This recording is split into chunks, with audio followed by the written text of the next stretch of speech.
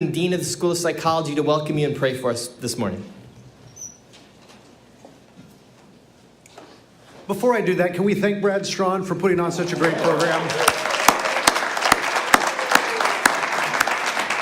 In many ways, Brad really embodies why I'm excited to come to work every day. He's the kind of colleague that I just love to work with, and I have so many around here. Somebody who really has given their heart and their mind to the service of the Lord and His kingdom, and just brings that into work. I mean, Brad is an integrated person. He didn't know I was going to do this. Has huge responsibilities at his church, is a dedicated clinician, is a dedicated teacher and mentor, and puts on great events like this too, and we're really blessed to have him. I'm sincere when I get asked why it is that, how's it going at Fuller? And why are you still working there? I say it's the people. I get to work with people with great hearts that are becoming better hearts, with great minds that they've dedicated to the service of the Lord. I'm just so privileged to be here and be part of this community, and I suspect, given that you have opted to be here, either in person or online, that you're moved by those same kinds of commitments. We in the School of Psychology are animated by the idea that our Christian faith has some essential resources to bring to our psychological practice and scholarship. Our theology matters. Our lived discipleship to Christ matters to what it means to be a psychologist. We're also convinced that psychology has something to offer the many ministries of the church. And those of you who have studied here, are studying here, are every bit as much being formed constantly, continually, into ministers of the church, as what our colleagues are doing over in the School of Intercultural Studies or the School of Theology. We too are in the business of shaping and molding ministers for God and His church. And so I'm just delighted to be here, and I'm delighted to have you here. Let me pray for us. Our righteous and heavenly Father, we thank you for this day. We ask for your anointing on it. We ask that you put the words into the mouth of our speaker and our respondents, that you give us ears to hear the messages you would have for us, that we would leave this place changed in a positive way, better equipped, better motivated, better inspired, better filled with your Spirit, better shaped into your likeness, so that we can go forth and serve you in your kingdom with all of our heart, soul, mind, and strength. We give you this day. In the name of Jesus we pray. Amen. Thank you, Justin. So again, I get to introduce our speaker for today, Dr. Cameron Lee, who, as you know, is a professor here. He's been here for a while. Beloved students have come back and seen him. I think you told me the other day you've seen some people you haven't seen for 20 years, which is such an amazing testimony to his teaching and the person he is, and these lectures have been amazing. I'm going to take one moment of privilege. This is my 6th year doing the integration lectures, and someone reminded me last year that almost every year on the 3rd day I've read a poem, and I didn't do it last year, and I got in trouble. So I'm happy to rectify that today with a quick and short poem as a way of introducing you today. This is a poem by Eugene Peterson, who many of you know from his book Holy Luck, in which he wrote poems about the Beatitudes. And this poem is called The Lucky Peacemakers. Huge cloud fists assault the blue exposed bare midriff of sky. The firmament doubles up in pain. Lightnings rip and thunders shout. Mother Nature's children quarrel. And then as suddenly as it began, it's over. Noah's heirs, perceptions cleansed, look out on a disarmed world at ease and ozone fragrant. Still waters. What barometric shift rearranged these ferocities into a peace pulsating rainbow sign? My enemy turns his other cheek. I drop my guard. A mirror lake reflects the filtered colors. Breeze stirred pine trees quietly sing. The Lucky Peacemakers. will you welcome with me again Dr. Cameron Lee?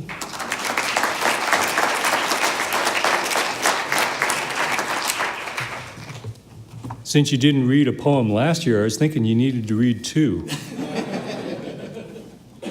Thanks, Brad. We also want to make sure that we welcome this morning those people who are here just to get in out of the cold. We have winter. Welcome, winter.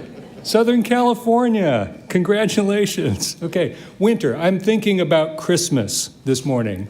And specifically, I'm thinking about Christmas cards. You know how it is these days that most of the cards you get are the kind that are like postcards with family pictures on them. You know, that's really all the thing these days. And by far, my favorite one that we received this year was from a young family that has a 4-year-old daughter. And the design of the card didn't actually have a built-in Christmas message on it, so the family included one of their own. They quoted their daughter's explanation of the reason for the season. And I quote, "Christmas," she said, "is about Jesus and loving other people. Like, if they fall down, you don't laugh at them, you help them get back up." You're 4 years old, and you already understand compassion. There may be hope for us yet. So this morning, what I want to do is to explore the themes of compassion and Sabbath rest. And up to this point, I've referred to both of those as well as hope and humility as clinical virtues. Perhaps more accurately and a little less conveniently, we should say that hope, humility, and compassion are the clinical virtues, but Sabbath rest is a spiritual practice that actually supports them. So in outline, what we're going to do today is return to the theme of poverty of spirit briefly as an entry point into considering the role of compassion in the life and ministry of Jesus Christ. We will then look at compassion as a clinical virtue, as well as the flip side, compassion fatigue. And then the problems of burnout and compassion fatigue in the literature have led many to say how important self-care is. And what I want to do this morning is to suggest Sabbath rest as a theological complement to what we read about self-care in the clinical literature. The argument is going to be that we regularly need to take advantage of some form of Sabbath practice in order to maintain the coherence and the integrity of our narrative vocation. Now, in yesterday's lecture, I suggested that therapists who understand themselves as peacemakers might imagine themselves as those who are seeking their services as being poor in spirit. And we might add to that that this isn't just a matter of their emotional state, but rather of their social position, of the stigma and the shame and the interpersonal rejection that is often associated with needing that kind of help in the first place. And unfortunately, the problem of mental health stigma remains persistent and widespread. There was a study done by Bernice Pescosolido, for example, who examined nationally representative data on attitudes towards mental illness in the United States across 50 years. And in the 1950s, when people were asked to describe mental illness, they usually described kind of the worst version of psychosis. Efforts to educate the public since then have helped, but stigma still persists, and it persists across socio-demographic groups. Americans still see the mentally ill as prone to violence and therefore to be feared. The more severe a person's mental health issues are perceived to be, the less willing people are to associate with them. And in fact, studies using hypothetical vignettes have demonstrated that it's not just the person's behavior that elicits rejection, but the very label of mental illness itself. That already prompts people to want to move away, to distance themselves from the person in question. And unfortunately, there's also evidence that similar confusion and stigmatization exists within the church. One study, for example, recruited 85 participants who identified themselves as both Christian and mentally ill. The majority of them had suffered from mood disorders and anxiety and so on. And over 3/4 of them were currently in treatment. All of them had sought help from their church at least once, some of them multiple times. And what they wanted was guidance and support. But many reported that their churches failed to respond at all, or that the responses that they received were not very helpful. In fact, in some cases, made the situation worse. So unhelpful responses included things like, "You don't really have a mental illness. which 41.2% of the people said, or, you should stop taking your medication, or your illness is the result of sin, or your illness is the result of demonic activity. Now, not everyone who studies church attitudes towards mental illness, of course, will find such overtly rejecting behavior, but even then, a more general kind of stigma may persist, in which, again, people see the mentally ill as being inherently dangerous. It's not helped, of course, by the sensationalist media portrayals that we'll get of troubled individuals who may have resorted to violence. That's part of the problem. Further public education may help. But even those of us who supposedly know better need to monitor our own behavior and speech more carefully. And here I have to give a mea culpa in that regard. I confess to you that I have done the unthinking and unsensitive kind of thing to do. There was a Bible study that I was teaching, and at some point, and it was an appropriate context for saying it, but I made a joke about hearing voices. And after I did that, I realized that there were two people in the room that I knew for a fact had been hospitalized for just that. Now, these people were gracious enough to cut me some slack. But that, of course, doesn't excuse my short-sightedness in that regard. Put simply, in the calculus of the kingdom of God, the poor in spirit are deserving of our compassion, and Jesus' own teaching and healing ministry illustrate this. So consider, for example, two contrasting stories that we have from the Gospel of John. When Jesus and his disciples come across a beggar who had been born blind, the disciples treat him as a theological curiosity. Rabbi, who sinned, this man or his parents, that he was born blind?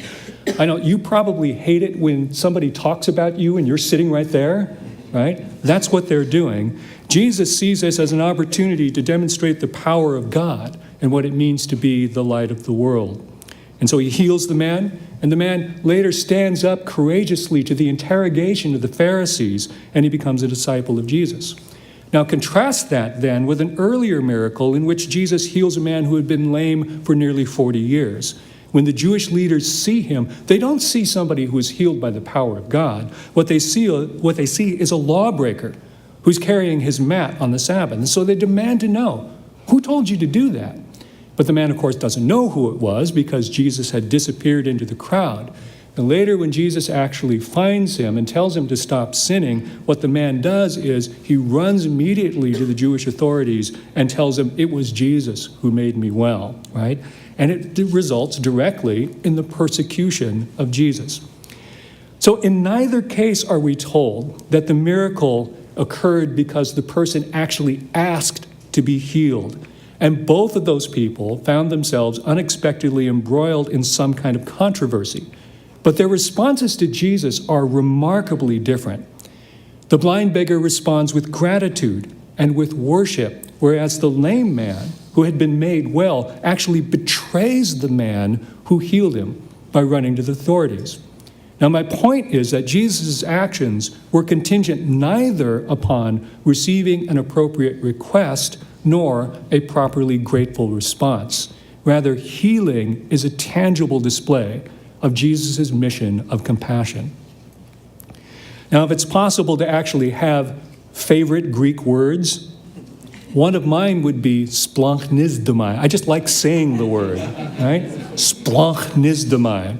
It's a word that suggests having a reaction in a person's bowels or innards, or if you like, in colloquial English, a gut reaction. The word is used several times in the Synoptic Gospels, and each time it either describes Jesus or it is used by Jesus to point to the compassion of God or of those who would be obedient to God. So some examples.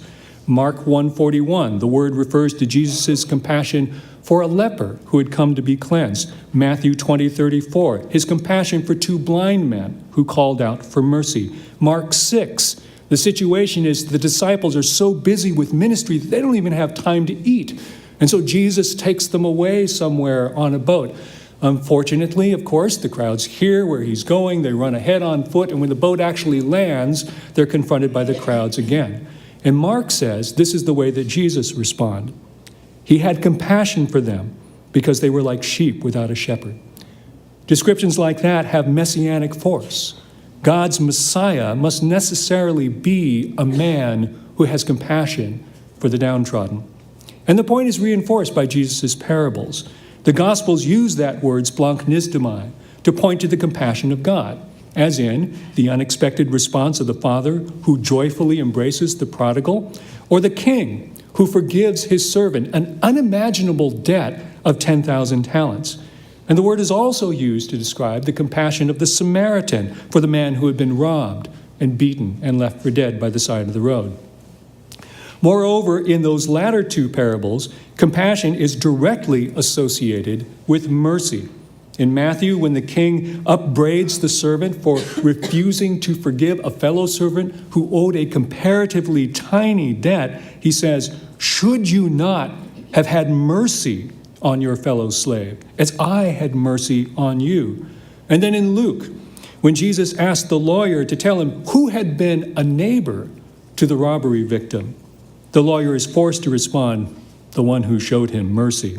And don't forget the two blind men in Matthew. They cried out for mercy, and what they received was compassionate healing.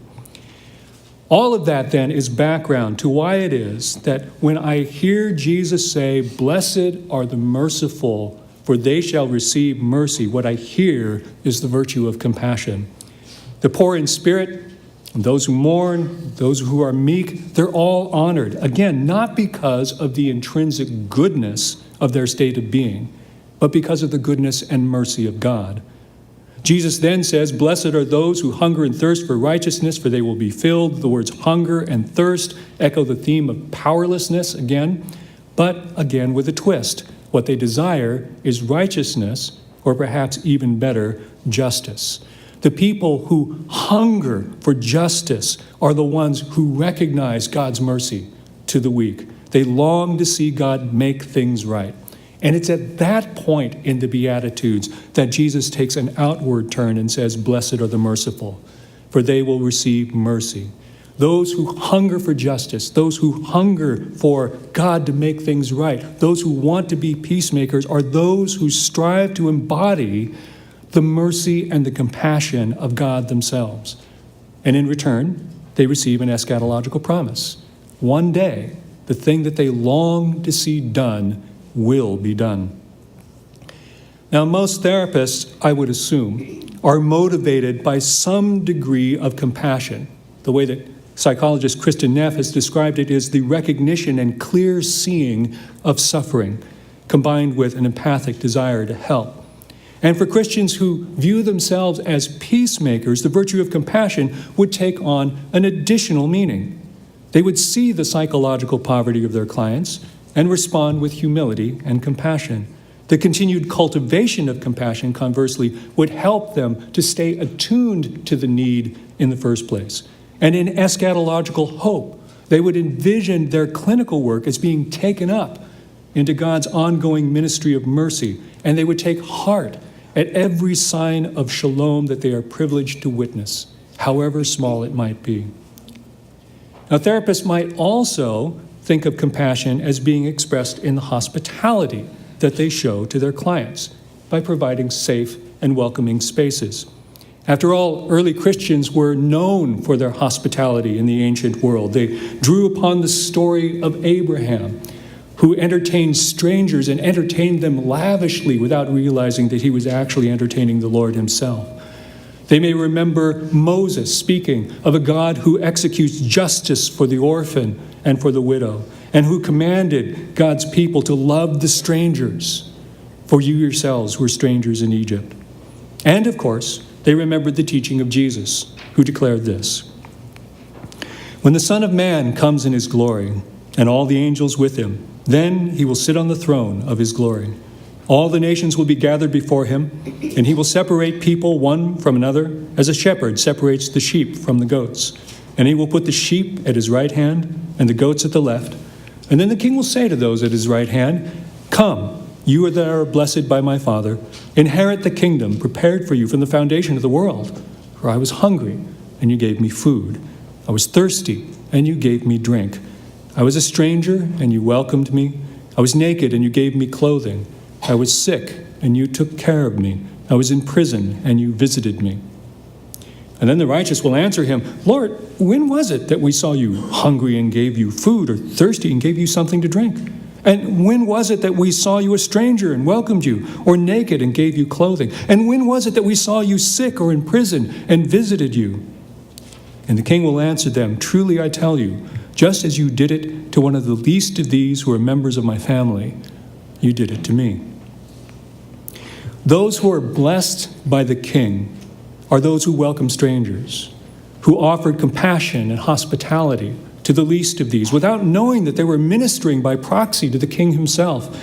And they did it because it was the right thing to do, not because they were expecting to be rewarded.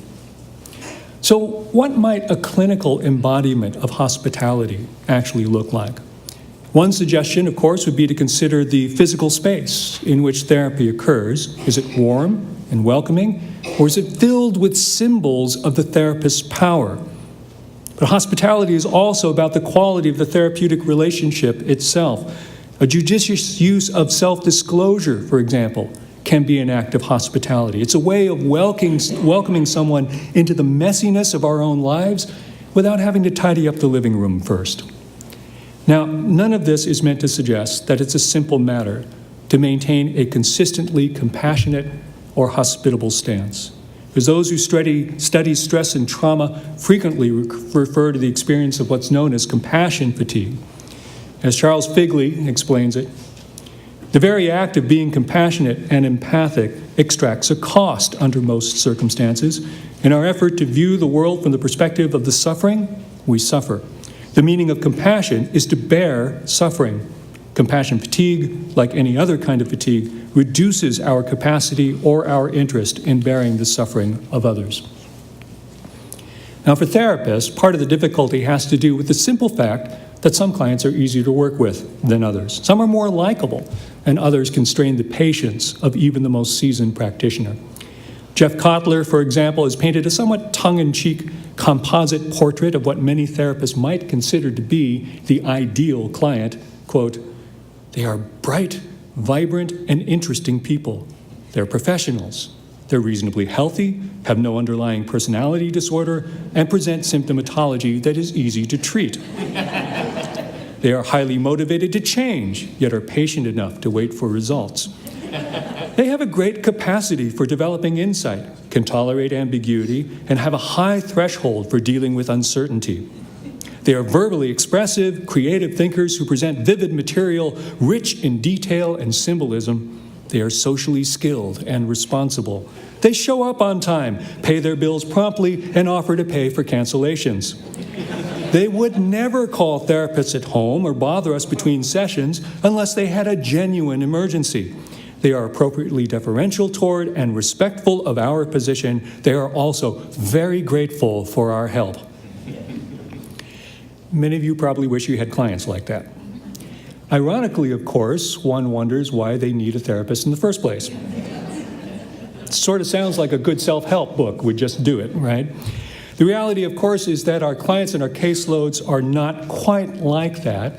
Ostensibly, clients come seeking help, but their persistent behavior, both during and between sessions, often leaves therapists wondering if they want to change or are capable of changing. And some clients, in fact, seem bent on defeating their therapists, actively or passively, as if needing to demonstrate that therapy actually won't do them any good.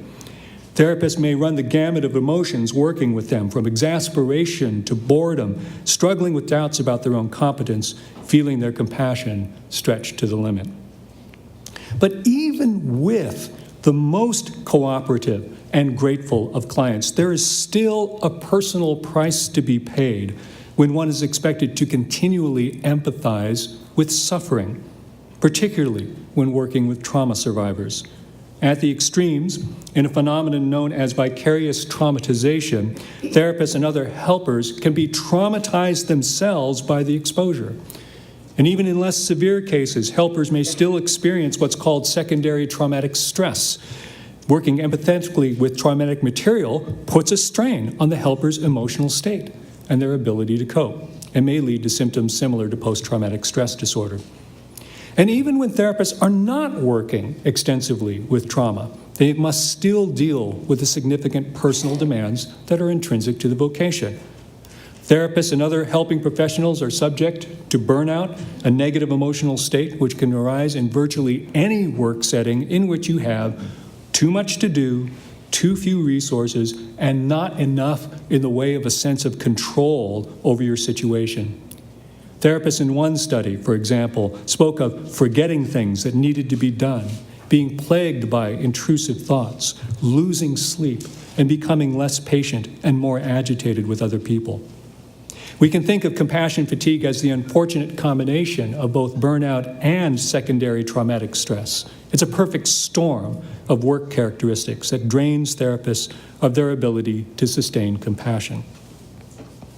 Now, relatively speaking, research on compassion fatigue is still in its early stages. A recently published review article, however, examined 32 studies on compassion fatigue in mental health professionals, and 3 main risk factors were identified. The first and most important one was, of course, their trauma history. This has to do with whether or not therapists have trauma in their own personal background.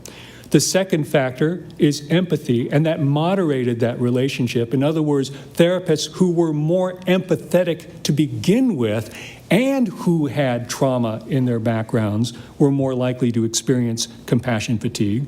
The third factor is caseload. That's a pretty obvious one. The more trauma that you actually deal with in your caseload, the more likely you are to experience compassion fatigue. And fourth and finally, they also identified positively a possible protective factor of mindfulness, because those who have the ability to be able to non-judgmentally be aware of their own cognitions, their own mental and emotional state, have lower compassion fatigue scores. So it's with findings like that in mind that many people then emphasize how crucial self-care is for therapists, and by extension, for the well-being of anyone whom they serve. So before moving into a discussion of self-care and Sabbath, though, I want to circle back to the clinical virtues of hope and humility.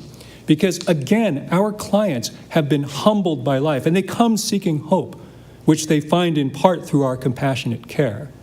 Now, that may be particularly true of those who live with trauma, but the research on burnout and compassion fatigue suggests that compassion, which is perhaps the most intuitively obvious of the clinical virtues, needs to be sustained by our own hope and humility. It's not just a matter of approaching clinical work humbly, it's a matter of how we respond when the work humbles us. And if it hasn't yet, trust me, it will. Cultivating the clinical virtues entails changing the way we think, and it entails engaging our eschatological imagination. People who work with compassion fatigue from a cognitive behavioral point of view, for example, note that one of the risk factors is a therapist's potentially unrealistic or irrational cognitions. So I want you to take a look at this list and just ask yourself the question of whether or not these things may be true of you. So it includes beliefs about their clients, such as the following. My clients should not be difficult, resistant, or challenging. They should work as hard as I do to make treatment work. All my client sessions should be as the textbooks describe. I should never be disrespected or criticized by a client. Clients should be motivated to change and to fully engage in treatment, and I should be loved and admired by my clients. Now, on the other side, we also have unhelpful beliefs about ourselves and our work, including one or more of the following. I must be successful with all my clients. If I'm not successful in alleviating clients' problems, I can't feel good about myself. I should not dislike any of my clients. I should have all the answers. I should not have any emotional reactions myself, and if I do, I should control them and never show this to clients or colleagues. My worth as a person is dependent on my job performance. I will be seen as weak if I ask for help. Other people should see things my way. I must be perceived as totally competent.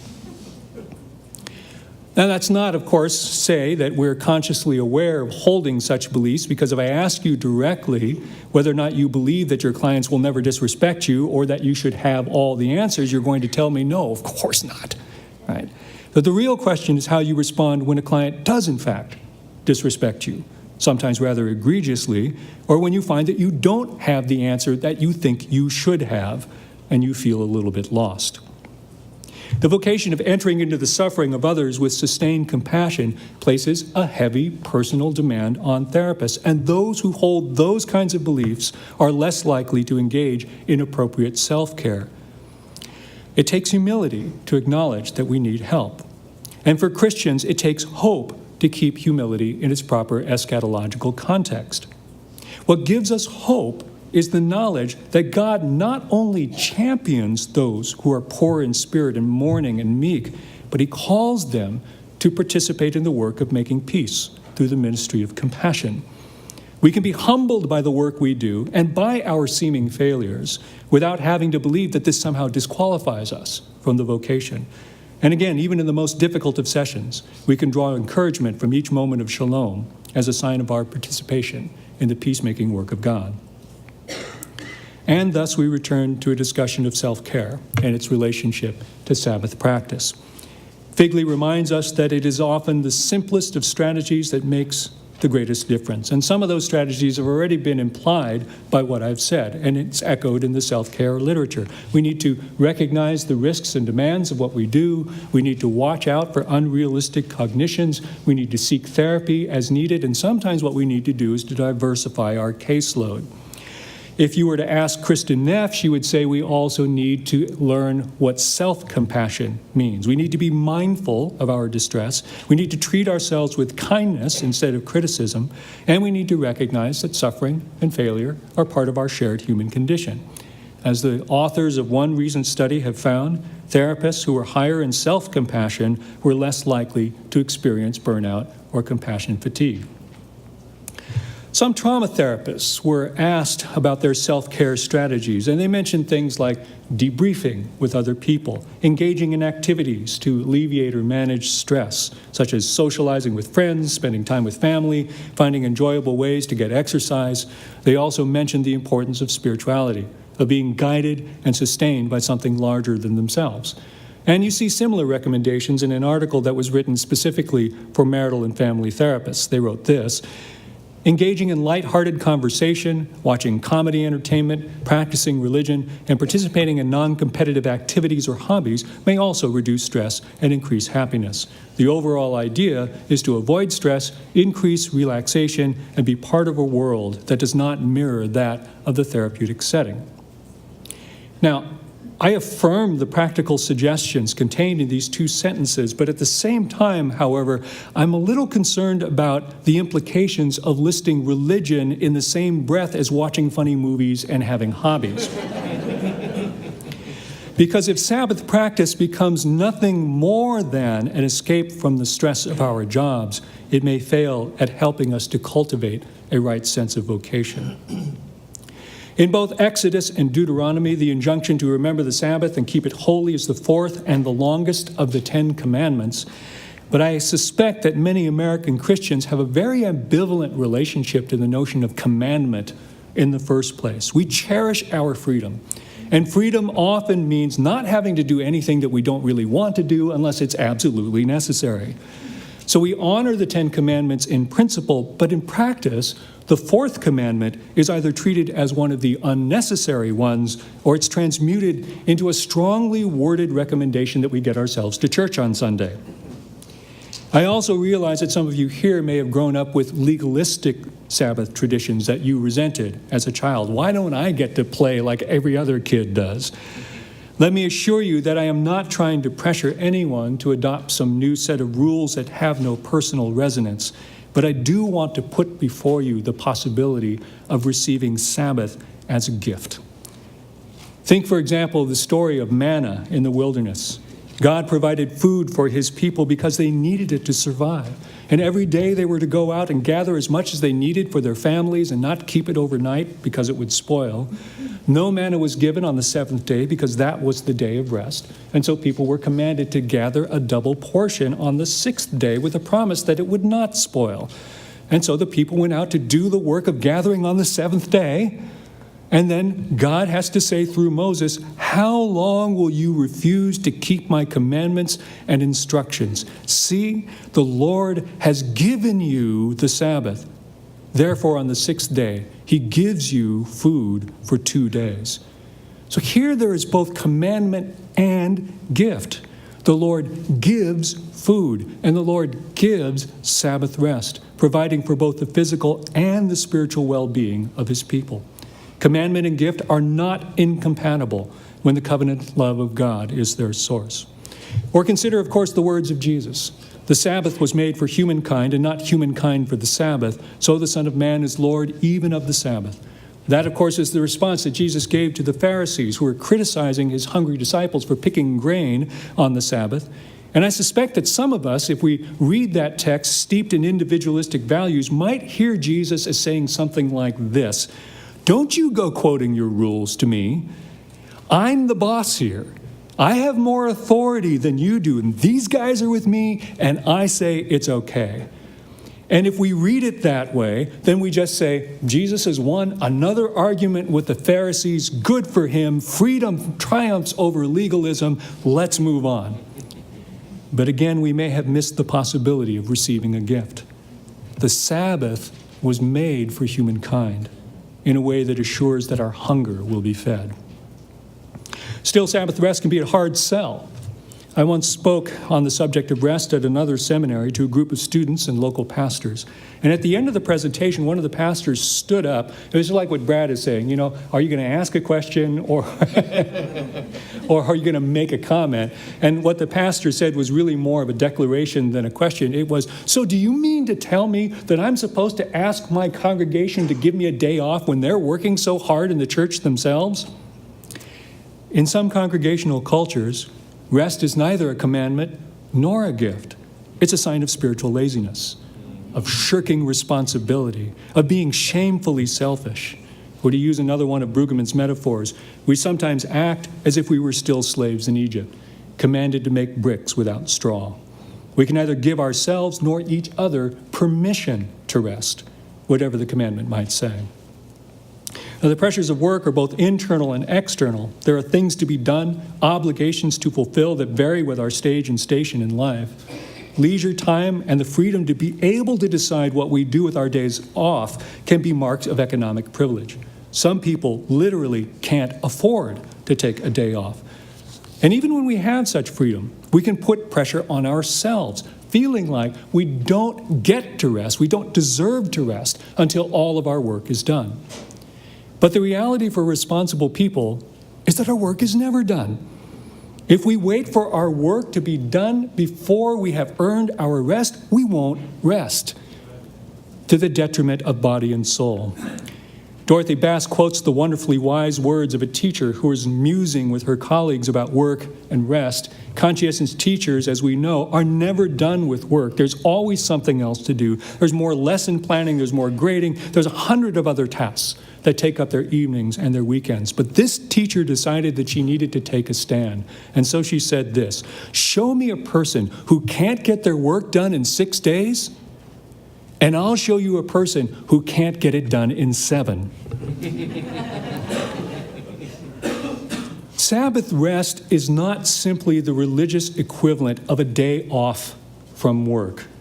The very notion of a day off is a negative one, suggesting the need to escape our brick-making for the sake of our sanity.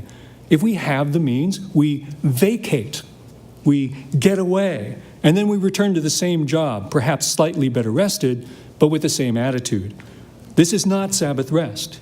We may enjoy leisure activities on the Sabbath, but Sabbath rest is not to be identified with leisure. It's not simply an opportunity to get away from work, to do things to recharge our batteries, but to cultivate a right relationship to our work. It's an opportunity to remember who we are, the beloved children of a God who blesses the poor in spirit, who feeds those who wander in the desert. We need to be secure in that identity in order to be rightly related to our work.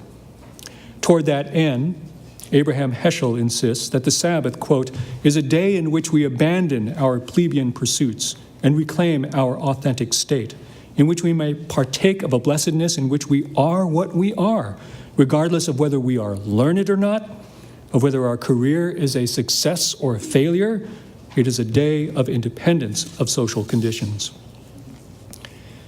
Now, to be clear, I'm not suggesting that Christian therapists ignore the advice offered in the literature on self-care, burnout, and compassion fatigue, and I'm not denigrating the value of play, relaxation, or diversion.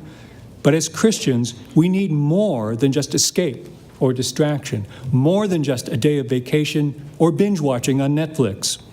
Sabbath rest is not simply about forgetting work, but about remembering who God is and who we are as a consequence.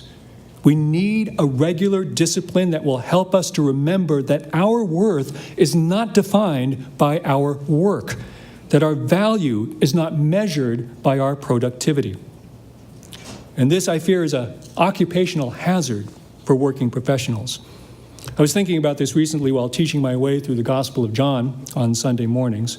Jesus has just washed his disciples' feet, and he's bidding them farewell. He's trying to prepare them for what's coming next.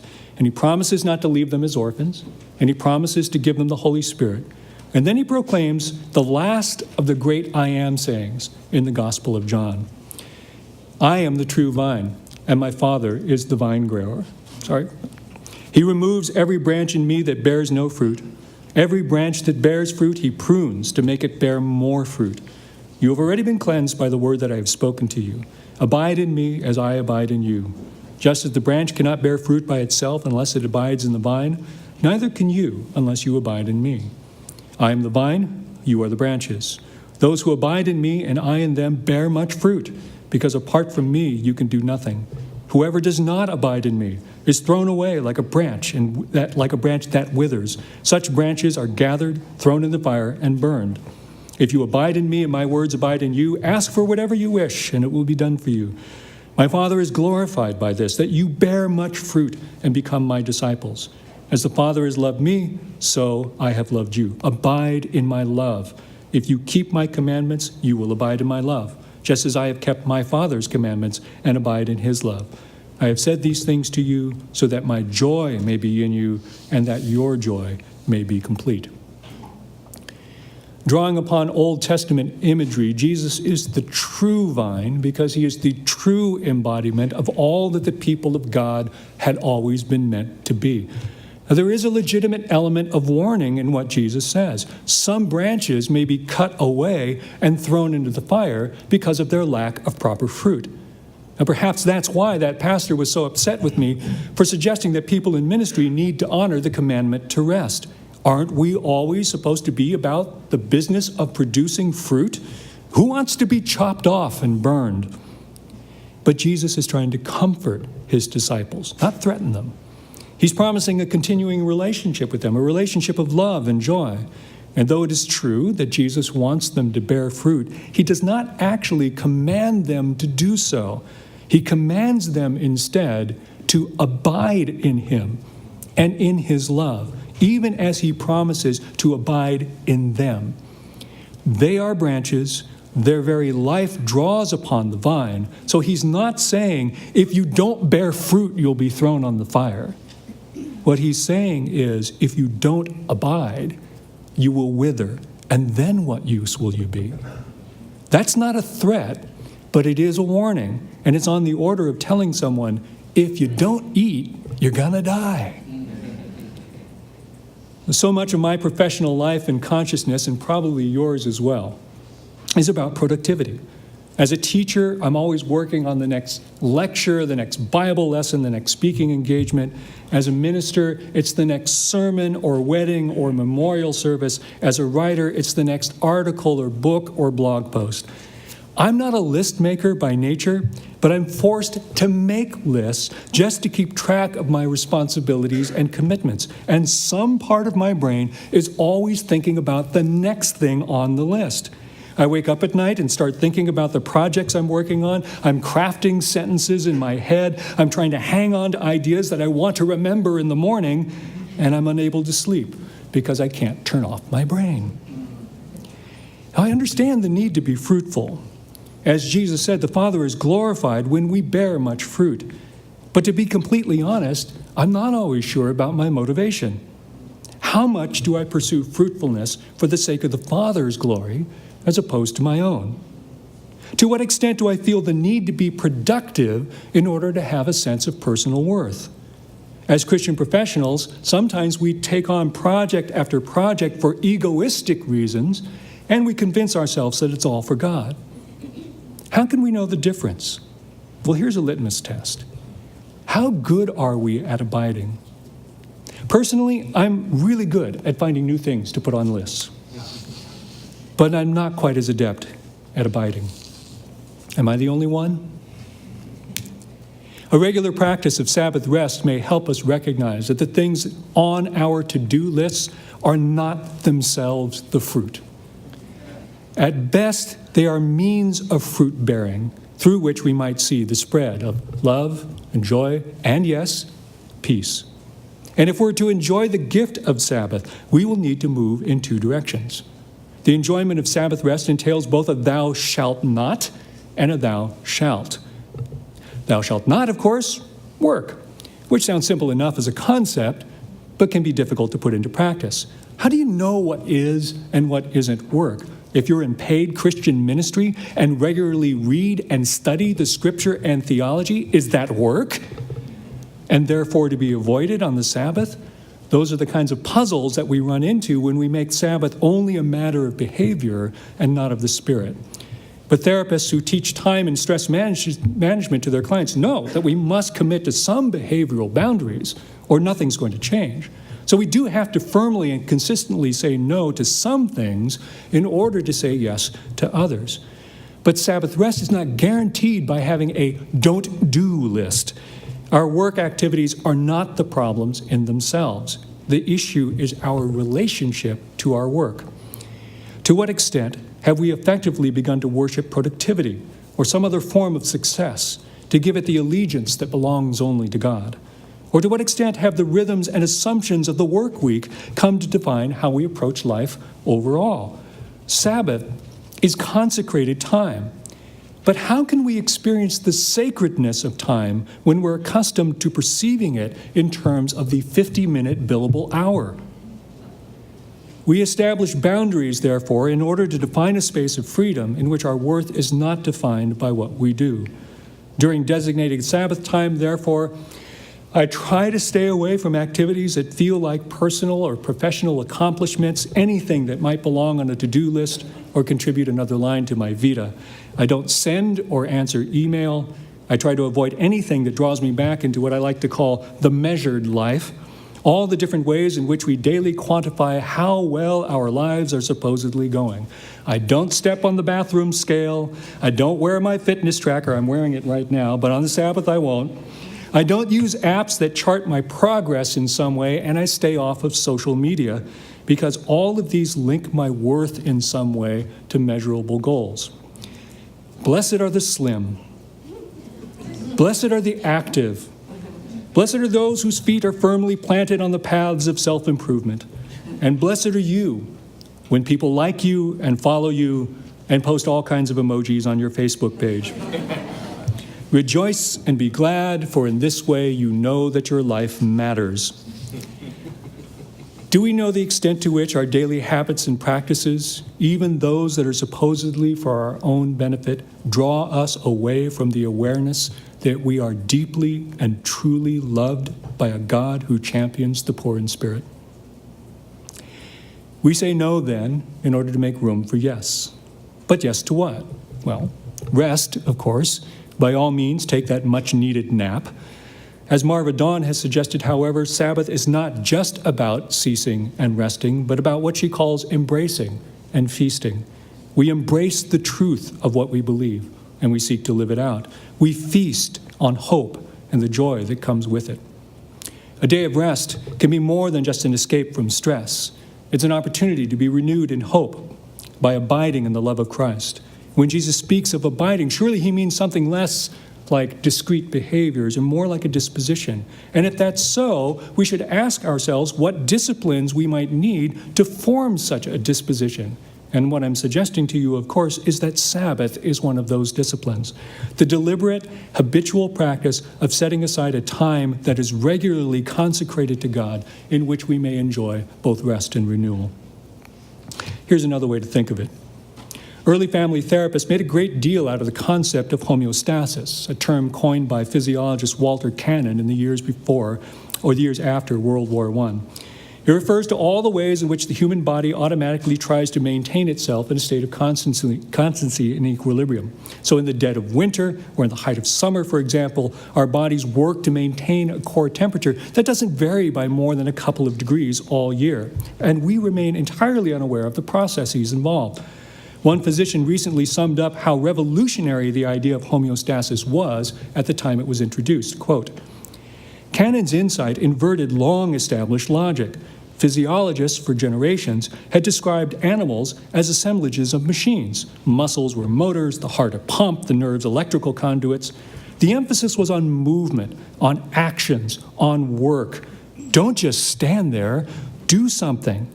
Cannon had fundamentally changed our conception of how the human body works. A major point of physiological activity, paradoxically, was to enable stasis. Don't just do something, stand there. I wonder if we need to have our logic inverted as well. Could it be that the God who created humanity knows what we need to maintain our spiritual homeostasis? Do we constantly push ourselves out of equilibrium by the way that we work, or even by the way that we think about work? Because if so, then don't just do something, stand there. When you leave the auditorium this morning, I want you to be able to pick up a gift that my wife and I have made up for you. There's a Jewish tradition, and no, I'm not Jewish, but I like the tradition.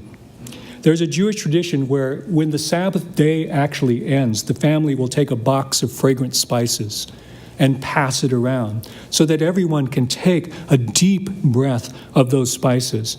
The idea is that not only are you enjoying the aroma of the Sabbath day, but you are to take the memory of that aroma and carry it with you into the rest of the week.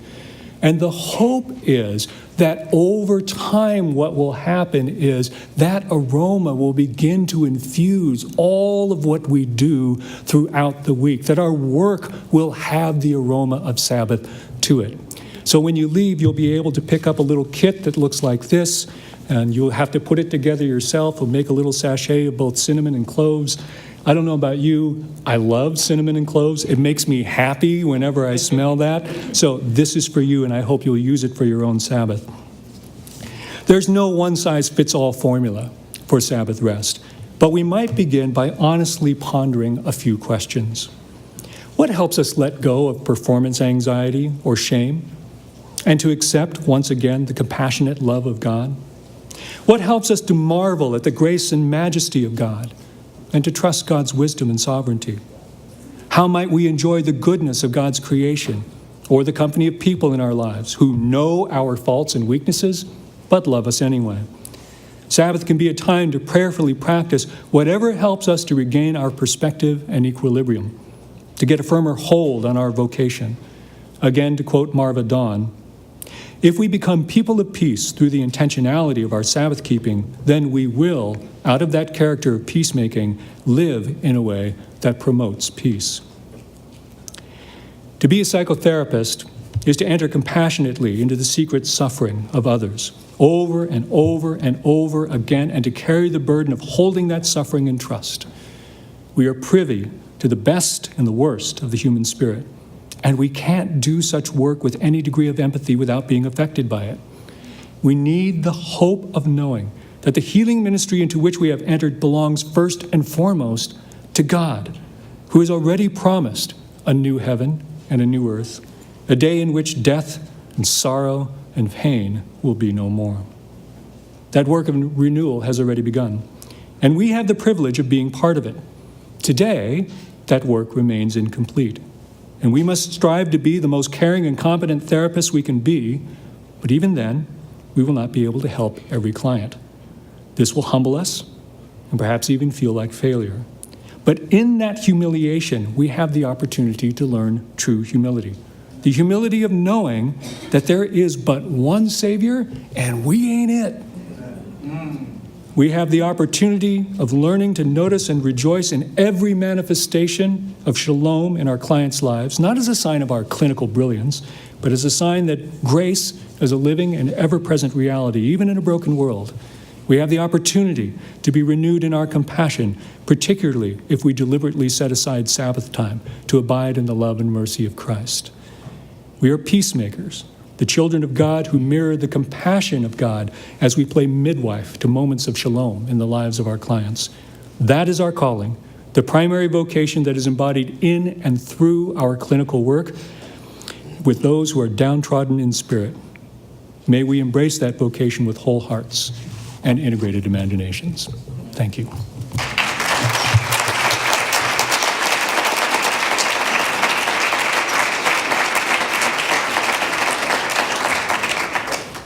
Thank you, Cameron.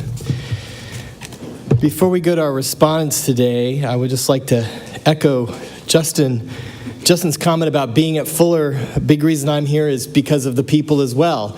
And also, those people include our students, which we love and are excited about. And one of the things we get to do is, in our own humble way, help shape and form the next Cameron Lees, the next integrators. And so every year at the Integration Symposium, we give out an award. And I'm looking for my PGU. Oh, there. Come on up, Kay. Every year we give out an award for an integration paper and that a student has done. And so we ask our PGU president or presidents, we have one of the presidents here today, to present this award for an integration paper that she'll describe for you. Awesome. So I just read that? Yes. Great. Easy job. All right, here we go. Hello, again, my name is Kay Nam. I'm the MFT PGU president, and I will be reading this. Great. Okay. The Travis Award was established in 1974 in honor of Lee Edward Travis, the founding dean of Fuller School of Psychology. Awards are given annually to students who have written excellent integrative papers in theoretical or experimental categories and whose writing demonstrates both psychological and theological depth. Papers are judged by a panel of faculty and student representatives. The Travis Award comes $1,000 scholarship. This year's winning paper is entitled, pardon me, just making sure I do this right. Yeah, that's right. That's the title. Amazing. Okay. Let me do that one more time. This year's winning paper is entitled Christian Faith and Kleinian Technique, just making sure again, Spiraling Together Toward Emotional Wholeness. And the author is Carissa A. Burnett. Is Carissa here? Okay, great. So this is for you.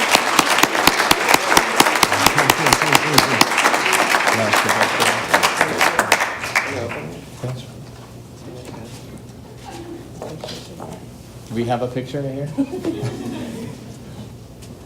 All right, thank you. Thank you so much. Thank you, Kay.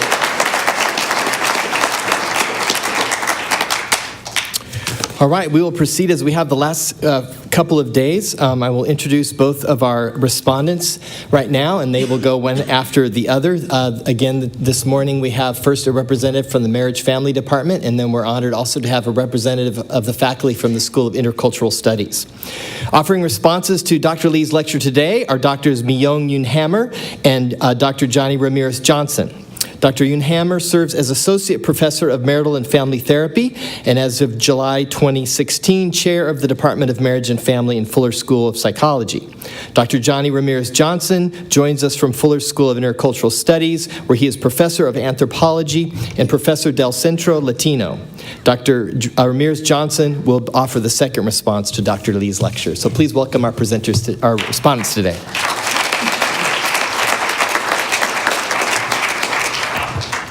Thank you, Brad. Yesterday, I was struck by the similarities between Pam's description of the impact that you had on her life and my own description. The truth is, like Pam, I was incredibly blessed by you when I was a student in the program, and I too can say that you changed my life. I had a lot of ambivalence about coming to Fuller and pursuing the MFT profession. In fact, the first time I had even heard of a marriage and family therapist was just 2 months before I applied for the program. So I had a lot of ambivalence and uncertainty, and I didn't know what to expect. So I decided I would come, give it 1 quarter, and see if it fit. and if it did, I would stay. We know how the story ends. But what happened was, in that first quarter, I took your Intro to Family Systems class. And I started to soak in every lecture that you gave. For the first time, I began to better understand myself and to develop a language for the relational dynamics in my family and the Korean American community in which I grew up. Mind you, it was mostly pathologizing language because of the Western perspective of individuality, boundaries, and relational health vis-a-vis a Korean American immigrant family. But it was language, and it was a starting point for me to start thinking about the sense of my experience as a second-generation Korean American growing up with a bicultural identity. And it wasn't lost on me that as an Asian American professor, you were expanding my imagination about what was possible for me and what I could do because you were doing it. So thank you, Cameron, for inviting me to respond to your presentation today. It really is quite amazing to consider that 22 years ago, maybe almost to the day, I was sitting in your class as a student. And today, I'm responding to your talk on compassion and Sabbath rest as a colleague. I'm humbled by your confidence in me, and I'm grateful for your desire to know how I'm thinking about such matters. Being colleagues in the Marriage and Family Department, we have ample opportunities to think about and talk through these clinical virtues of humility, hope, compassion, and Sabbath rest, and the vocation of peacemaking, particularly as it is in the heart of our integration curriculum. So it isn't surprising that what you have shared these past few days have a lot of resonance for me. So what I'll do today is simply add my own texture and nuance to your thoughts on compassion, hospitality, and Sabbath rest as virtues and traditions that restore communion among ourselves and our communion with God. When talking about compassion, you describe the poor in spirit as our clients who may be in emotional distress, but also might experience rejection, shame, and isolation due to the stigma of therapy and what others think it says about them that they need this form of help.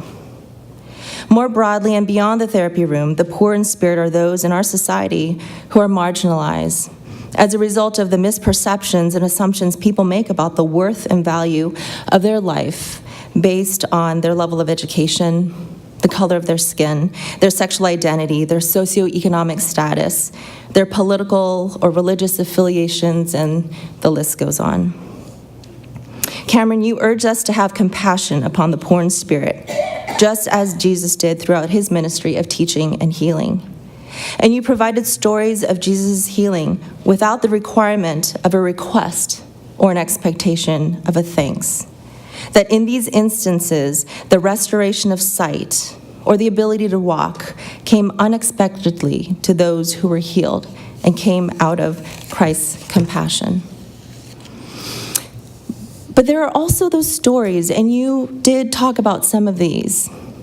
These stories of Jesus being pursued for his healing powers by individuals who humbly and desperately pleaded for healing.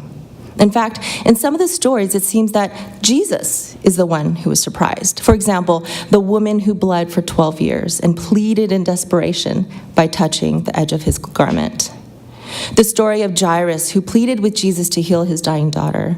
Mary and Martha, who begged that he would heal their brother Lazarus. Or the centurion who asked Jesus to heal his servant. Oftentimes, the people seeking healing were unlikely suspects. But in asking, in spite of the odds, their faith was being revealed.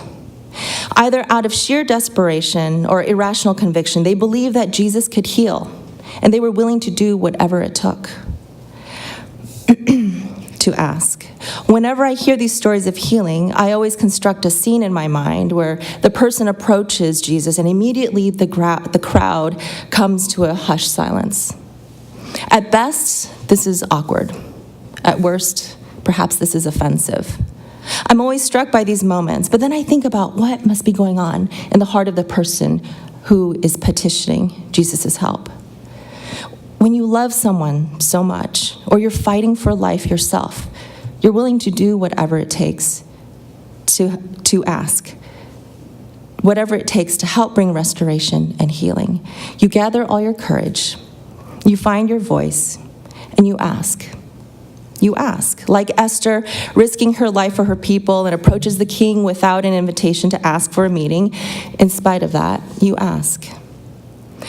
So alongside the compassion we must have for those who are marginalized, and alongside the efforts we make to narrow the gap that is created between them and life, having compassion also means that we see them as God sees them, as his creation intended to live in the freedom of his righteousness and for the fulfillment of his glory. Having compassion means we help them ask by using our God-given gifts to be agents of reconciliation and of healing.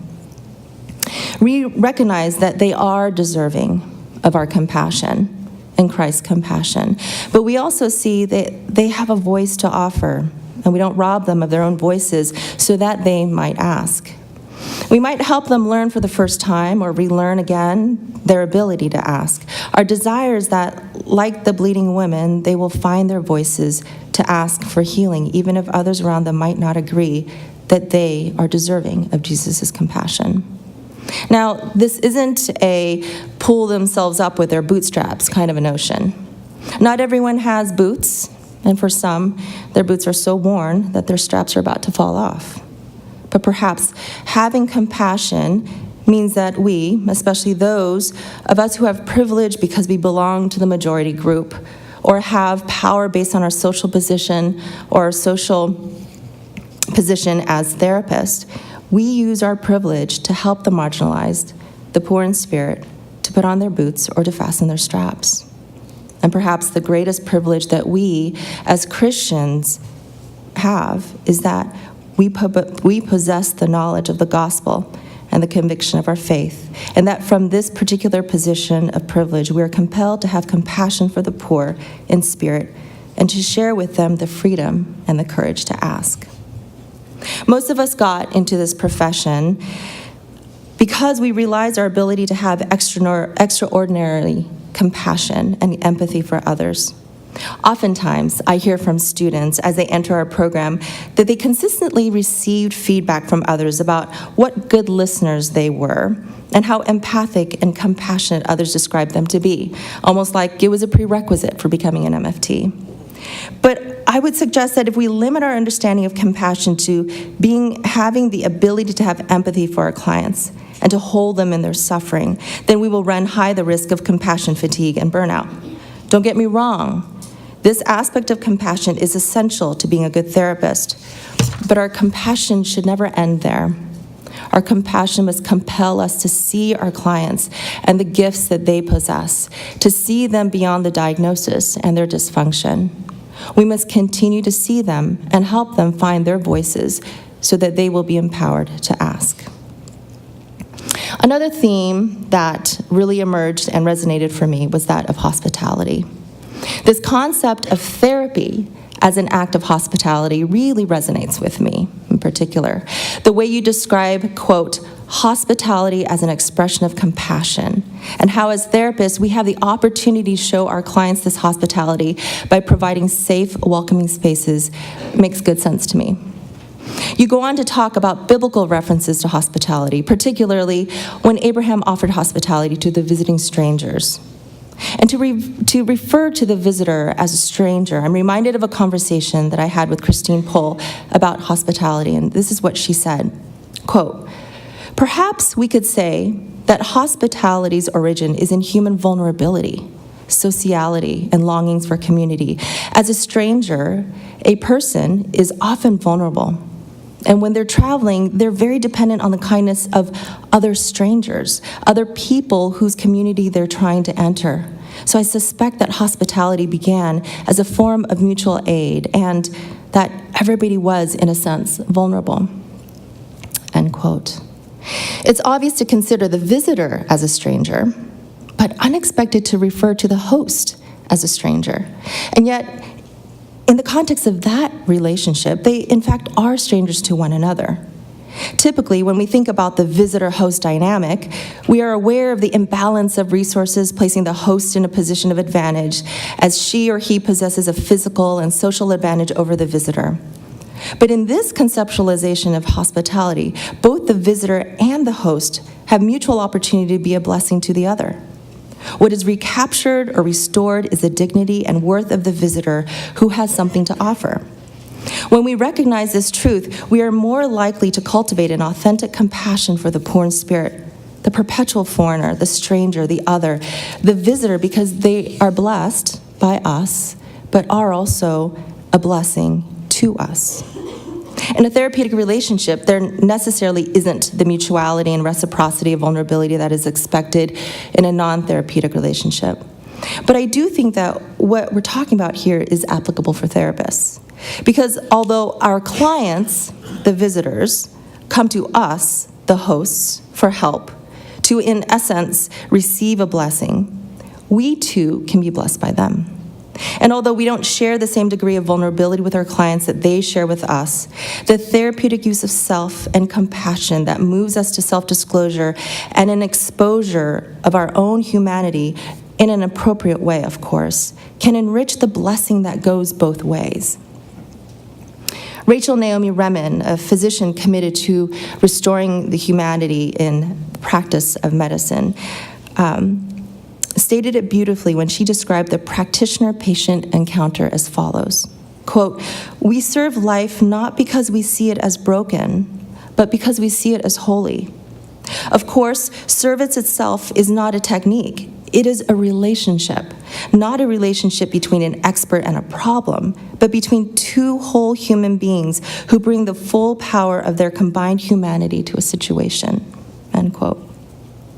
Therapeutic hospitality means we create a safe and welcoming space for our clients so that they might be blessed while also remaining open and receptive to the ways that they will bless us. Another way in which this theme of hospitality certainly had resonance for me is my experience growing up in an immigrant family, being strangers in this land. Although I was born in Canada and grew up in the US, and my parents have now lived in North America for twice the number of years that they lived in their homeland of Korea, we were perceived and treated as perpetual foreigners. In so many ways, the experience of hospitality was elusive. But perhaps where there was a great exception was the Korean immigrant church in which I grew up. This was a place of hospitality, a gathering of visitors, strangers, who became hosts to their own visitors, to their fellow visitors. This is where my parents felt known and free in their own language and their own cultural practices, and this is where my family flourished. By no means was it perfect. It had its woes and challenges like any other immigrant church that eventually became a multi-generational church, but it was a safe, welcoming place for my family and for me. This, I believe, is what the church is supposed to be for anyone, host or visitor. It is meant to be a place of safety and welcoming so that its congregants can be known and can flourish. And finally, and really what I think is probably the reason why you asked me to be a respondent, is Sabbath rests. This last theme that I would like to discuss is that of Sabbath rest as a virtue and a tradition that helps restore communion with God and communion among us. In the beginning of your talk, you made this distinction of humility, hope, and compassion as virtues, and Sabbath rest as more of a spiritual practice that supports those virtues. While I would agree that among the four, Sabbath rest has the most obvious practical element, I would say that Sabbath rest is about presence as much as it is about practice, and that the interplay between presence and practice becomes important. In his book, The Rest of God, Restoring Your Soul by Restoring Sabbath, Mark Buchanan writes, quote, "Sabbath is both time on a calendar and a disposition of the heart," end quote. It is both about outward living as well as it is about inward orientation. But Sabbath practice that is void of Sabbath presence results in hollow, meaningless actions and activities that are driven by mere habit or legalism, being everything short of a blessing to the Sabbath observer. And yet Sabbath presence that isn't anchored in an embodied practice can result in fleeting ideas that are challenged to take hold and bring about meaningful change in our minds and our hearts. Sabbath keeping is a communal practice, and like any other practice, gets more deeply embedded into the individual when it is observed, valued, and reinforced communally. I thought, what would it be like if Fuller took a 24-hour Sabbath? It won't happen, I'm sure, but I'm just saying, wouldn't that be amazing? No emails for 24 hours. Growing up in the Seventh-day Adventist Church, which from now on I will refer to as SDA, and living in an SDA community, I was taught the importance of both Sabbath practice as well as Sabbath presence. In fact, in my own narrative, I would go as far as to say that Sabbath rest is probably one of the most informative practices in my Christian faith. And this particularly became true when I, as an adult, came to really appreciate the beauty and the richness of Sabbath rest and observance, and began to really understand it to be both a commandment and a gift for both practice and for presence. I was taught at home and in school that Sabbath rest helps us remember that we are created beings meant for rest, and that Sabbath was tied to the gratitude for work, as well as compassion for those who cannot rest or who cannot work. And that Sabbath was tied to the gratitude for work, as well as as a practice, the rhythm of family and community life was organized around the Sabbath. For example, on Fridays, school got out at noon so that we could all go home and start preparing for the Sabbath. Stores closed an hour before sundown, and as the dusk hours rolled in every Friday, it was as if the world started to quiet down, and the frenetic energy that so often filled our homes and the community during the week began to dissipate. The practice and presence of Sabbath runs deep, down to the marrow of my bones. I still feel the rhythm of Sabbath, so that even though I no longer worship in the SDA church or live in an SDA community, my husband and I choose to continue Sabbath observance in our family, and I still feel the shift on Friday afternoons during those dusk hours. There's a release and a welcoming that settles in, both in body and in spirit, in a way that doesn't happen any other day of the week. And so, although I agree that Sabbath is not simply an opportunity to get away from work, but rather to cultivate a right relationship to our work, I will admit that I'm profoundly appreciative of the opportunity to step away from the demands and the pressures of work for just one day. And for those for whom work is less about job satisfaction or vocational fulfillment, and more about mere survival, for those who work in conditions that challenge the assumptions of justice and dignity that we take for granted, if those folks, if they are given the opportunity to have Sabbath rest, I agree that the rest ought to pose an opportunity for them to be restored in their relationship with God and to have a right relationship with their work. But I wonder what a right relationship with one's work is supposed to look like when the work in the workplace is oppressive. As Christians who believe that the Sabbath was created for us by a God who desires to restore us, how do we help the poor in spirit know the gift of the Sabbath and Sabbath rest? How intentional are we in making sure that the lifestyles we live don't require perpetuation of the kind of work that is oppressive for others? Sabbath rest brings us back to God, but is also a means to bring us back to our awareness of one another. You stated that Sabbath rest is an opportunity to remember who we are, the beloved children of a God who blesses the poor in spirit, who feeds those wandering in the desert. I agree that Sabbath rest, both as a practice and a presence, has the potential to restore our identity. Like the Jewish people for whom the Sabbath commandment was given to them as a gift to help restore them back to a right relationship with God after being in exile for so many generations. Sabbath rest helps us know ourselves rightly as people wholly dependent upon a God who continuously brings us back to Him. As Christian therapists, we hold this truth as the wind that powers our work with clients. Some of us work in contexts that may not allow us to explicitly speak these words, but we believe that our clients are God's creation, wholly in need of the invitation to rest in His redemption. And so we embody this first by practicing rest as we know ourselves rightly in the limitations of our own humanity. And we help our clients understand the limitations of their humanity, not as failures or as shortcomings, but rather as the normal condition of being human. From the macro level of society to the cellular, molecular level of our physical being, rest is necessary for our health and for our relationships. I'm grateful to have been part of this conversation.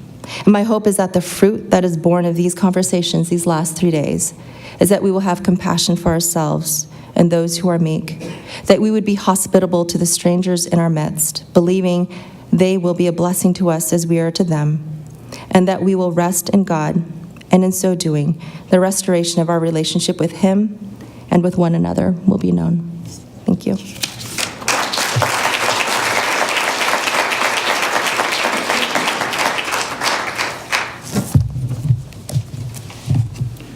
I'm not sure how I am supposed to, oh, there it is. I did not have to know how to. I am starting this timer in order to remind myself of time, compulsive as I am to speak. Now, first of all, I want to thank Dr. Cameron for this wonderful, exhilarating presentation that gave me a lot to pause about and to think. And let me tell you a bit about myself, because I will be stressing that this is all about relationships. So it is not about you hearing me, it's about you feeling me and having a relationship. So let me give you pieces to know. I am the son of Carlota and the son of Joselin. Carlota was a university professor. Joselin was a salesman. He sold products for the building of homes in Puerto Rico. Mainly, he sold for a company that produced windows. Now, I am a follower of Christ. I became a follower of Christ because He chose to elect me, just like He has chosen to elect all of us. And since we will not go into further theological consideration about electing, let me be brief. In this electing that God did, He chose to elect me within a Seventh-day Adventist church. But I am not a Seventh-day Adventist. I am a Christian who belongs to a Seventh-day Adventist church. Shall we say amen? Amen. So we're preaching now. So, Dr. Cameron invited us to think of a puzzle. And here is my answer to his puzzle of integration. It is, after all, Dr. Cameron, all about Jesus. But instead of focusing on this puzzle that my imagination produced based on his presentation, the particular one and all of the other two, I will be talking about this puzzle. This puzzle, Dr. Cameron, has no corners. Not only has no corners, they're missing pieces. Because instead of focusing on integration based on a positivistic, modernist, lineal epistemology, and by the way, another piece for you to know me, one of my students of MB 560/A60 that I will be teaching next quarter, and unashamedly, I am making an advertisement for it. This student is an artist beside being a wonderful student. And she chose to draw 2 cartoons based on my lectures. And the first cartoon, and the one I will be sharing about, but I will not be showing it because I don't own it. So it's her cartoon. And the cartoon that she drew during the time that she was writing the final paper. And the cartoon is a female seated, writing in a piece of paper, and he says, "At least I learned to spell epistemology." She did very well, by the way, she did very well. But so if for those in SIS know Daniel Shaw and he's all about awesome, well, Johnny is all about epistemology. The epistemology will be like the rug under the furniture in your living room. The furniture happens to be the ideas, the schemata, that Dr. Cameron Lee has been sharing it all with us. I have no disagreement with the ideas. I do have a couple of pieces of furniture that I like to bring, but I am particularly interested in talking about the rug. As I read his paper and as I listened to him, I saw him use different rugs at different times, both lineal and postmodern.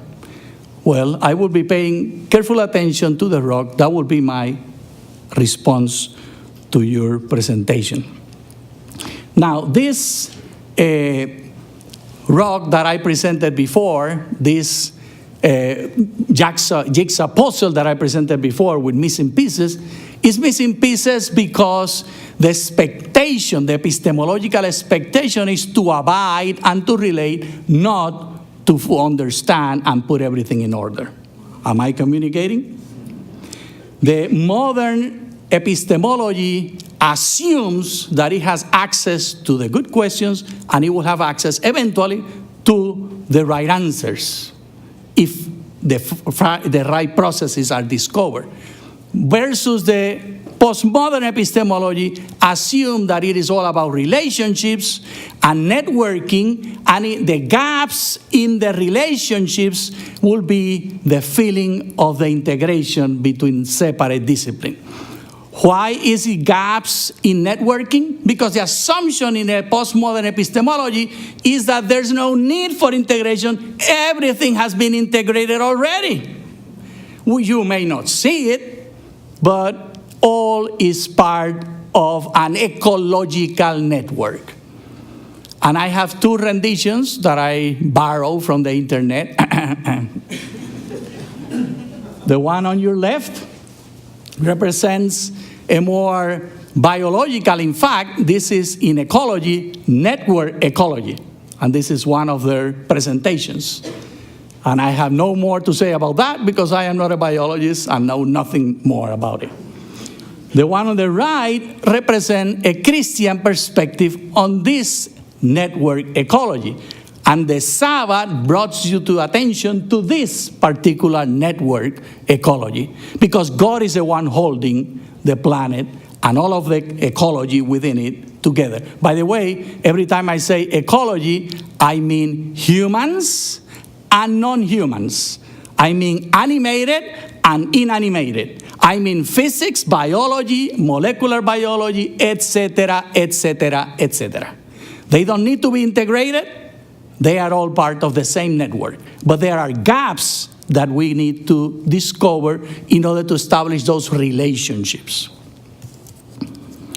Now, the ideas that we're talking about have to do with how do we navigate the continuum between scientific descriptions of God, creation, and the teachings God left and is still unfolding via the Holy Spirit, the Bible, current and ancient Christian literature, as well as personal illuminated truth that God chooses to give like gold nuggets.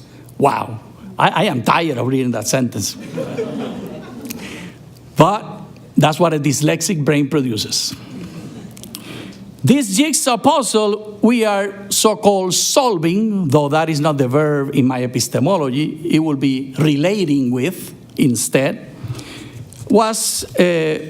is part of what God has done for us. Sabbath has nothing to do with works for producing goods that can impress God and can earn us a part of salvation. Parenthesis or footnote, though many Seventh-day Adventists, not all, but many, believe they are earning credit. And they are better than anybody who is not keeping Sabbath 24 hours. Because in their minds, I would suggest small minds, they think that they are impressing God by adding something to salvation and justification. But that is definitely that's not what I'm saying. Have you been warned already? Because it is everything about salvation in Jesus. For by grace you have been saved. And I will not read all of the passages, because otherwise I will not be able to finish in 15 minutes. Though I set the timer for 19. Now, I do need to say of this passage, verse 10, that it talks about good works. But who's the one preparing them? Is God the one preparing them in advance? It's not us impressing God. So, my dear Seventh-day Adventists who are narrow-minded and short-sighted, by the way, did I tell you Presbyterians are found to be that way, many of them also? Don't forget my Pentecostal Assemblies of God. Shall I continue to mention denominations? All those that think that their label is the denomination name instead of Christian are like that, or are in the direction towards that. Now, I am a volunteer pastor in the local Glendale Seventh-day Adventist church, and plan to continue being so because the Lord called me to that place. The Lord called me to the Seventh-day Adventists. But the calling was not to Seventh-day Adventists to begin, and the most important, the calling is to follow my Jesus, Lord. Now,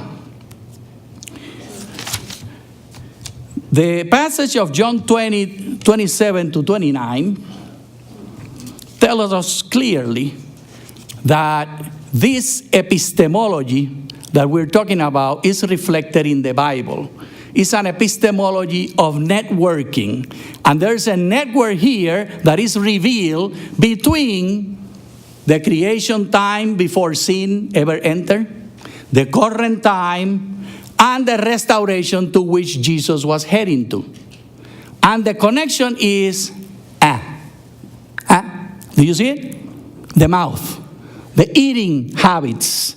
It is about eating. It's about chewing. The connection is that we have bodies that were created at the beginning. We have bodies that are currently eating. And there will be bodies in heaven that will continue to eat. Even Jesus ate fish upon resurrection. Read the passages. I will not be reading them. Note them down. In Luke 24 is the second instance of Jesus preparing breakfast, and I assume eating with them. It would have been inconceivable for him to prepare breakfast and not eat. His body had a stomach and all of the other parts, intestines, and shall I continue down the line? All those parts were there. Those that are dualists and whose epistemology is dualism are to be disturbed at this time. So, if you are disturbed, I was expecting that. It means you're a dualist. You see a discontinuity. And the rock of your epistemology presents that there are different, separate, discrete fields. Mine is showing one of all together in a network of relationships. Wow, am I behind or what? So, there is Ish and Isha, the true names that God gave them. The Adam and Eve are secondary names that come afterwards in the story, in different moments, not simultaneously. But there you see them. Now, Imordino Yang introduces a very important set of ideas in her latest book. And I will not have time to read the passages, but is this one. Do you believe we live in a compartmentalized, divided, dualist world? If so, you need integration. If not, you have the alternative postmodern world where we are integrated already and we are networking our relationships. Let's advance a bit. Imordino contributed. By the way, I am free and happy to share the PowerPoint. I see some people taking pictures. You don't have to worry about that. I have it in a jump drive. If you have something to put it, I can give it to you at the end. Relax. The dualist propositionally distinct realms of cognition, emotions, morality, and all the areas associated with spirituality and religious reasoning are not equal and not unsubordinated within the modern world. But in the postmodern world, they are all equal and they are all already in a network. And these are two distinct ways of conceiving the universe. Imordino has been doing research at the University of Southern California. Did I mention we study at the same place, a place called Harvard University School of Education? Just by chance. Now, they say that everybody who studies at Harvard finds a way to bring Harvard to whatever conversation they have. That was my try. The epistemological network that she suggests, based on the studies that have discovered the integration between the cognitions that have to do with reasoning and the frontal lobe, and the emotional responses that have to do with the limbic system, simultaneously being triggered and simultaneously taking shape in the scans and MRIs of the brain, she is pointing out the discovery that we in the postmodern world epistemology already believe was the case. She's giving us graphical studies to discover it. In summary, roles of truth, proposition and virtue ethics that suggest virtue ethics, that there's only one correct, ultimately appropriate response to any situation that you find yourself in everyday life. And the meaning and narrative ethics that suggests that you have to pay attention to the context, and it will be closer to ethics that have to do with the behaviors of people. Minimizes narratives that have to do to prioritizing emotions, and the propositional virtue ethics maximizes them and departs from propositions that are understood to exist outside of context. So, enough for that. Jesus belongs, I'm coming now to the book of Hebrew and to the Sabbath keeping in the New Testament. You don't need the Old Testament for Sabbath keeping. The New Testament is enough. The Jesus of the New Testament and the book of Hebrews is a Jesus of the sanctuary, but this time the heavenly one. And is ministering based on all of the laws and regulations that the Hebrews practice according to the books of Leviticus and the other books of the Old Testament that present this, versus the Melchizedek heavenly sanctuary priest, who is practicing according to the laws of the New Testament. And the law of the New Testament, of course, is the law of love. By the way, did I mention that Leviticus 19:18 is where Jesus was quoting from when he said, love your neighbor as yourself? So it was always supposed to be about love. And Deuteronomy 6, of course, is the one dealing with, who is he? Men in black. Let's see.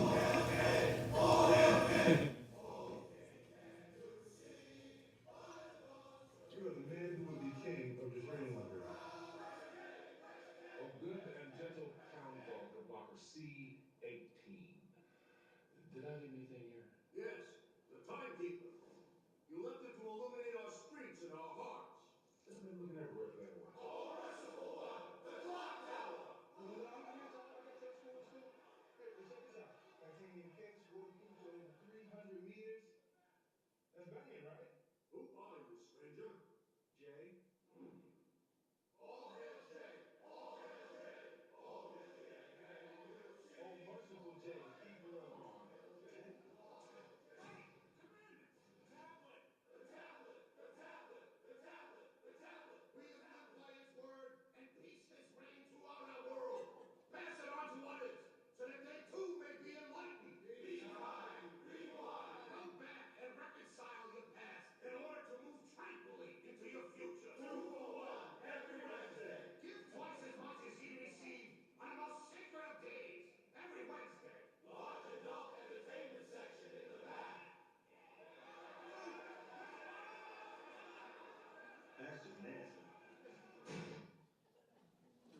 There are those that have the illusion they can leave laws behind and only abide in grace. This Kim Kardashian table, whoops, it's time to stop. It is impossible to hide from laws. We don't have a choice. The laws that are supposed to protect us against terrorists only kill two Americans a year, versus a lawnmower that kills 69 Americans a year. We have invented laws to protect ourselves against supposed safety hazards, and we have invented ways to worship God that come according to our invented laws. I invite you to consider, along with Dr. Cameron and Dr. Mi-Young, to keep the Sabbath and follow the advice of the Lord instead of the invented laws of humanity. Thank you.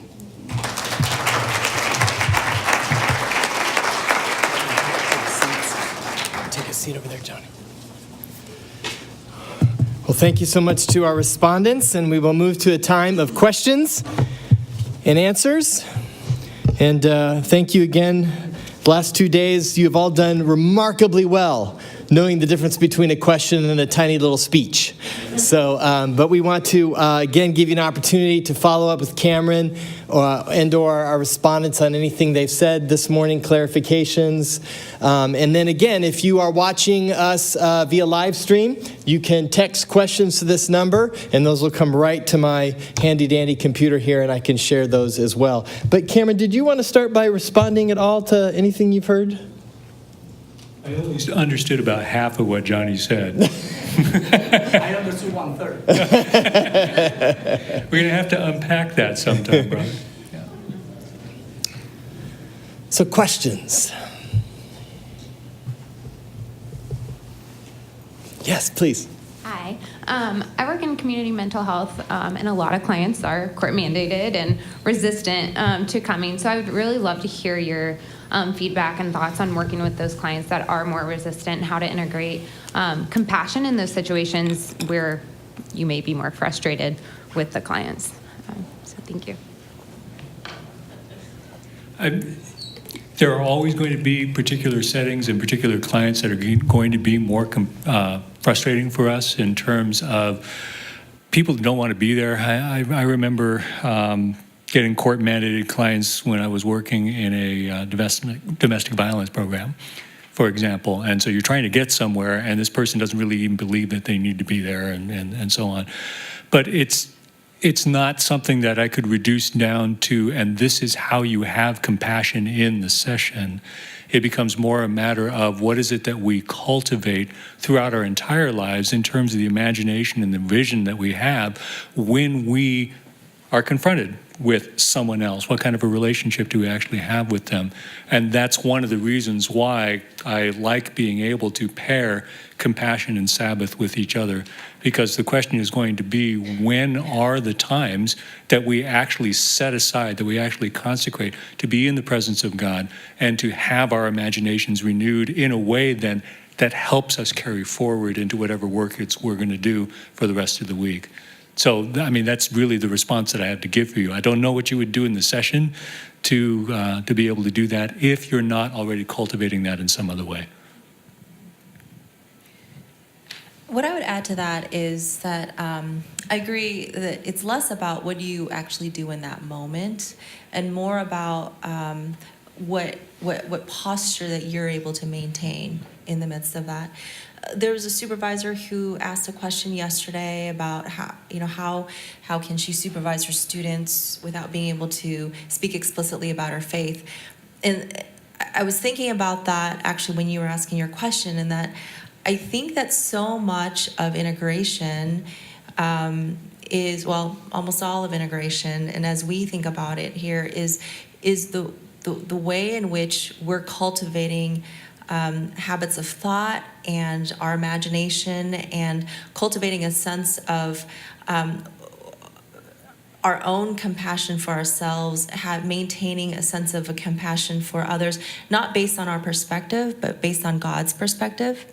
So frustrating clients can really wear down our compassion, but when we remember that they too are God's creation, that they too are a brother, a sister, a husband, a wife, a child, a spouse. When we put them in context beyond that moment of frustration and see them truly as God sees them, as created beings who are meant for life and goodness, I think that can help us keep our reserves of patience and receptivity and openness.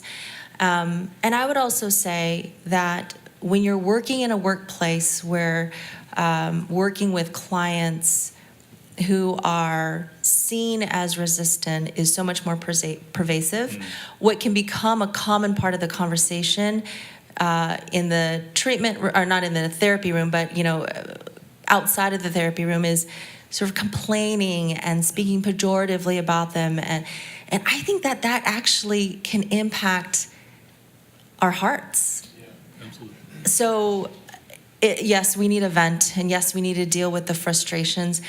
And I have to be mindful of this as well. But how do we continue to pay attention to, even when we're not in the treatment room, to continue to see our clients as God's creation? I think that's really important. In a secular place where you're doing therapy or supervising those doing therapy, you're able to bring the Sabbath principles without using one of the words of the theological jargon. If you point to them, to the need the humans have to have relationships that are not necessarily for the benefit of the individual, inviting them to look for strangers and have a relationship. Secondly, telling them of the priority of love and the love that includes all of nature. Telling them that their depression can be alleviated or also attenuated along with pills or whatever else, walking in nature in a systematic way. And number 3, telling them that they have to set aside time, suggesting at least 24 hours in order to do these 2 things, finding strangers to relate with, as well as being aware of themselves and being aware of their relationship with others.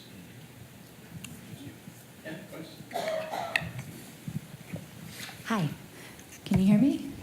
I was wondering if you guys could speak a little more clinically to working with clients or as therapists ourselves when we, on Sabbath rest, when we come from a culture of shame around rest, or when there's that strong societal narrative of resting is shameful, and it's deeply, deeply embedded in us from our family systems or from our cultural backgrounds.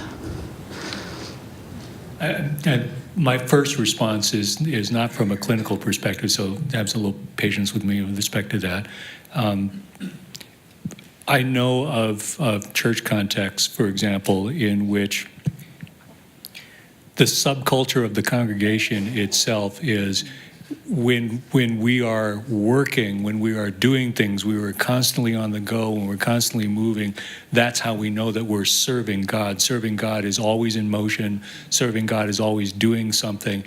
And, just like Myung is talking about there being clinical contexts in a particular setting in which there is sort of a shared culture that people don't even perhaps recognize in the attitudes and the ways that we talk with one another outside of the therapy room and so on, the ways that we talk about our clients, the ways that people on pastoral staff can sometimes, when they get together, complain about what's happening in their church and about people that they're dealing with in that regard.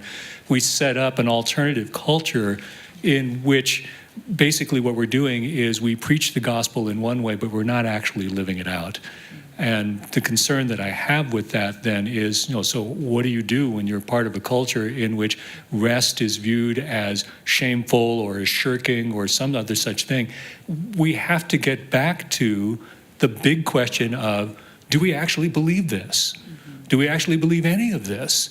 If we say that we believe in grace and that God is a certain way, and we say that we believe in the 10 Commandments and so forth, and we want to see them posted up everywhere we can possibly post them, why is it that we might ignore some of them or think that they're not important? So, I mean, there are questions of belief that need to be reconsidered in the context of recognizing what it is that our behavior actually shows that we truly believe. And that's a difficult conversation to have, but there has to be some kind of a vision that allows us to be able to say, okay, so maybe we need to sort of talk about this. And I think because we're embodied beings, likely if this is something that is coming into the conversation, that there are probably some physical indications that they are not well and that they're needing rest. So when asking, what are the signs that this isn't healthy, or is this what you would really believe, that's something that I'd be thinking about. But when I think about messages that we receive, we're relational beings, and we construct our identity not in a vacuum, but in relationship, right? So just as much as relationships are crucibles for change for good, they're also can be crucibles for change in a challenging way. So those messages came from somewhere. And I think what I would want to do is I would want to, with compassion and patience, ask them to tell those stories. I want to understand where did you get that message? And I would, in my mind, I'm conceptualizing that those messages were sent out of, so if it was a parent or a leader, or if that was part of the community context, that originally came from a place of pain. Because that message that you can't rest, or you're lazy, or that message that causes one to internalize and shame, is inherently not a good or healthy message. So I would want to understand, where did that message come from, and begin to help the client. And I use restoration therapy, so I think I would try to begin to understand, and with the client understand, how that then connects into their behaviors and their responses, and how that cycles into their relational patterns. But then I would probably start to also explore this possibility that those messages that are shaming came from a place of pain, so that they might be able to begin to understand those messages in a different way, and the people who gave those messages, for them to even be able to have compassion for those people who gave them those messages, so that they can understand it differently. I think that would be how I would work through that clinically. If I was to turn the sock inside out, not contradicting because you need both sides of the sock, I would be asking 3 questions and inviting to an activity in the one-on-one setting of the clinic. Number 1, I will ask, can you tell me a story of a place, a person in relationship, or a situation where you have felt totally accepted? And that may be difficult to ascertain and to get out, so you may have to work on that, different angles. The second question will be, do you think that should be the natural way that all situations and all relationships should be? If the person says yes, then you know that you have something to work with. If the person says no, then you know that you have to stop that intervention and work on other stuff. The third question would be, do you think that today you could find a relationship similar to the relationship that you told me before, that it was a place of full acceptance? And the invitation will be to find and create situations where that person give it to somebody else. Give that acceptance that you're not receiving to choose someone and give the acceptance. Thank you. Well, my friends, we have come to the end of another Integration Symposium. And I would like to again thank our respondents and thank Dr. Cameron Lee. Will you please join me in thanking them? It's been a wonderfully rich time. A couple things before you go. Want to remind you again about CEUs. Make sure you see Alex and get credit for that before you leave. Prospective students, Caitlin will be in the breezeway to show you how to get to the lunch. And I want to let you know, next February 2019, right? Our integration speaker will be Dr. Peter Hill from Biola University. He is an expert in the psychology of religion, has studied spirituality, the assessment of religiosity and spirituality extensively. Most recently, he's been working in the areas of positive psychology and religion, such as humility. He has also been working recently in the area of grace. So he is an experimental psychologist and will be bringing a lot of interesting data for us to think about together. So we hope you'll mark your calendar. 3rd week of February next year. We hope to see you back here. Again, one more time for Dr. Cameron Lee. Take care.